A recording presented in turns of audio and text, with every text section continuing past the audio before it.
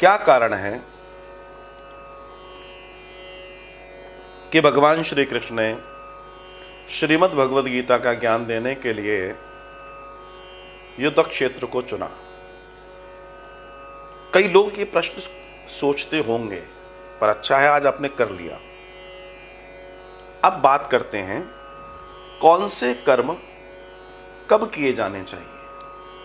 ये ईश्वर से श्रेष्ठ कोई नहीं जान सकता। जितनी व्याकुलता, जितनी अधीरता, जितना कंफ्यूजन, जितनी अस्थिरता अर्जुन में उस समय युद्ध के मैदान में दिखी, उससे पहले कभी नहीं दिखी। उसके पहले उसके लाइफ में ऐसी कोई घटना नहीं घटी थी जहां इतनी बड़ी बात उत्तर के रूप में मिले। अब यहां एक बात बहुत समझने की है, बहुत जानने की है कि जब अर्जुन ने कहा कि मैं नहीं मार सकता, भगवान ने कहा क्यों नहीं मार सकते, तो बोला ये तो सब मेरे रिश्तेदार हैं। भगवान कह रहे नहीं ये तुम्हारे रिश्तेदार नहीं है। बोला तो कौन है? बोला ये सब पापी हैं। अब यही समझना है, आज हम यही नहीं कर पा रहे। आज हम लोलूप हैं, लालच से भरे हुए। अरे मैं तो, मेरा भाई ये गलती कर दी तो क्या है, मेरा ये गलती कर दी तो, ये चल रहा है।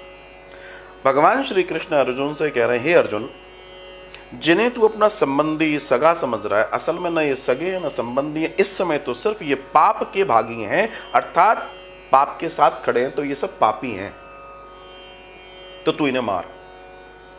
लेकिन उसके बावजूद अर्जुन व्याकुल हो गए, अर्जुन अधीर हो गए। अर्जुन सोचने लगे कि ये क्या हुआ, मैं ऐसा नहीं कर सकता।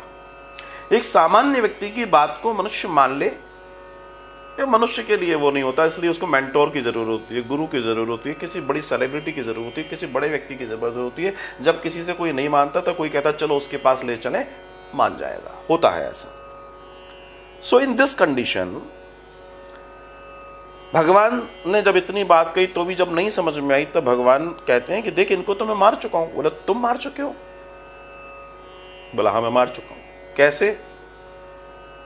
तो बोला हाँ मैं मार चुका हूं। बोला कैसे मैं जानूं? तब भगवान ने अर्जुन को दिव्य दृष्टि दी, और उस दिव्य दृष्टि से अर्जुन ने भगवान के विराट स्वरूप का दर्शन किया। और तब भगवान श्री कृष्ण ने गीता का ज्ञान देकर अर्जुन को शांत किया। असल में वो ज्ञान हम सबके लिए भी है, लेकिन हमने किताब में बंद करके रखा है।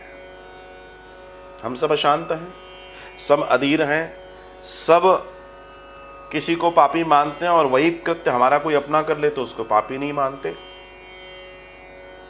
तो वो जो जगह थी वो एक ऐसी जगह थी जो गर्म थी, अर्थात जिसको कहते हैं ना हीट पर होना, बिल्कुल चरम पर सारी स्थितियां थीं। और अर्जुन की स्थिति वही थी जहां चोट मारनी थी भगवान को। कौन सी बात कब कहां कही जाए। अब दूसरे दर्शन की बात करता हूं। दोनों और चारों ओर करोड़ों करोड़ों नंगी तलवारें लेकर हाथ में योद्धा खड़े हुए हैं, ठीक है, और उसके बीच में कोई गीता बोले, अर्थात गाना गाए। गीता क्या है? जो गाकर बोली गई है। 45 मिनट तक भगवान ने सस्वर गाया है, समझ रहे? तो चारों ओर जहां रक्त को पीने के लिए हथियार लेकर लोग खड़े हैं, उनके बीच में गा कौन सकता है? सिर्फ योगेश्वर श्री कृष्ण गा सकते हैं। तो दूध कब पिलाया जाता है बछड़े को, या भोजन करने का सही समय क्या होता है?